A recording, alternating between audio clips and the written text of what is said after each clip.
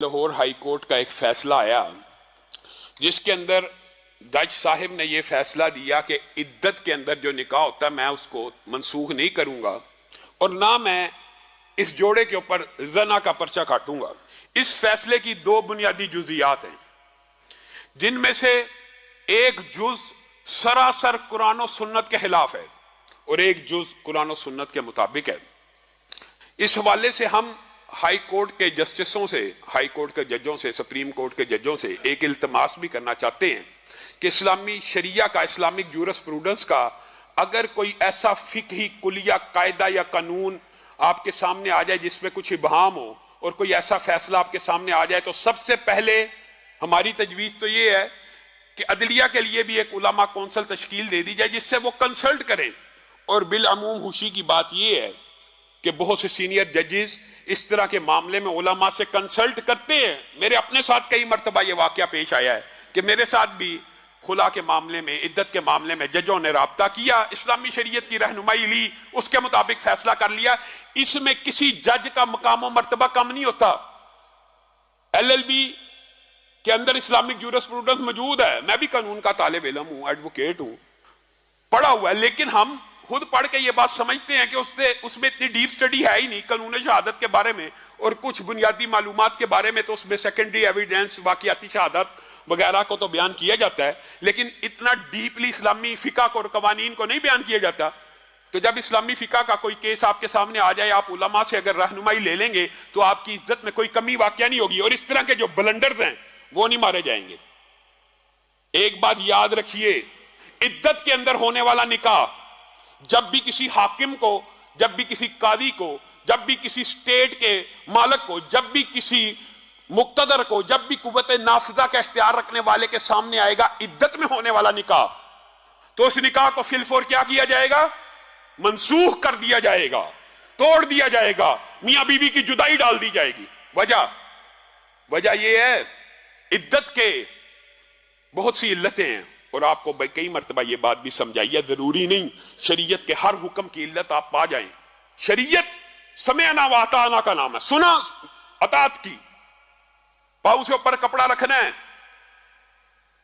इससे तकब्बुर नहीं होता। ये इल्लत तो मालूम हो गई, लेकिन रखना क्यों है? वजह क्या है? इसमें हिकमत क्या है? ये हमें मालूम हो या ना हो, हमने अतात करनी है। मसा पाऊ के ऊपर करना, इसकी क्या हिकमत है? मालूम हो या ना हो, पाऊ नीचे से गंदा होता है, मसा ऊपर क्यों करना है? अल्लाह को मालूम है, रसूलुल्लाह को मालूम है, हमारा काम इताअत करना है। इद्दत की एक इल्लत जो वादे है, ये तो वो थी जो पुशीदा, उनमें भी इताअत का हुक्म है, और इद्दत के अंदर तो एक इल्लत वादे है। क्या इद्दत किस लिए होती है? अगले निकाह से पहले एक मुद्दत दी जाती है ताकि पता चल जाए औरत हामला है या नहीं है। ये इल्लत तो आप सबको पता है ना क्यों दी जाती है? ताकि हसब नसब महफूज रहे।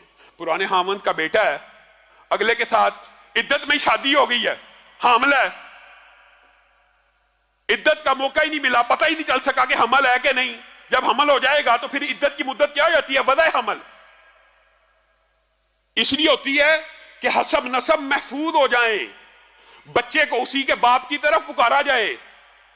यहां पे इद्दत के अंदर निकाह कर दिया, बीवी बिलफर्ज हामला है, किसका बच्चा है? नए हामंद के नाम से पुकारा जाएगा, पिछले हामंद के नाम से पुकारा जाएगा। तो यह फैसला अदालत ने 100% खिलाफ इस्लाम, खिलाफ शरीयत दी है और उनको इस फैसलों के ऊपर नजरसानी करनी चाहिए। और इसके अंदर कोई भी किसी भी किस्म की कबाहत की बात नहीं है। और जो कुरान पाक का या फिका का कई मरतबा दुख होता है ना, आपको पता, सूरत बकरा का भी जिसने तर्जमा पढ़ा हो उसके सामने सूरत बकरा की आयत नंबर 235 आ जाती है।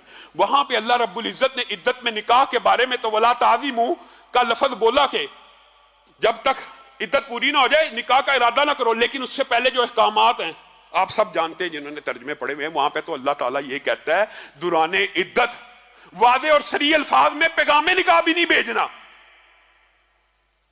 यानी निकाह का पैगाम ही नहीं भेजना। यहां पे निकाह कर लिया जाता है, पैगामे निकाह भी कौले मारूफ के तहत भेजना है। इतनी इजाजत है कि कौले मारूफ के तहत ये औरत को इतला मिल जाए कि जब मेरी इद्दत पूरी होगी, मुझसे निकाह करने वाले मुआशरे में लोग मौजूद हैं, ये पैगाम देना दुरुस्त है। लेकिन स्पेसिफिकली इद्दत के दौरान یہ پیغام یعنی ایک عورت نکاح میں ہے اس کو پیغام نکاح نہیں دینا چاہیے، ایک عدت میں ہے تو اس کو واضح صریح الفاظ میں پیغام نکاح، عدت میں نہیں ہے تو اس کے اگر پیغام نکاح نہیں ہے تو نکاح ہو جائے گا۔ جب بھی حاکم کو، قاضی کو، جج کو، عدلیہ کو علم ہوگا کہ عدت میں نکاح ہوا، پہلا حکم کیا ہوگا؟ ان کے اندر علیحدگی کر دی جائے۔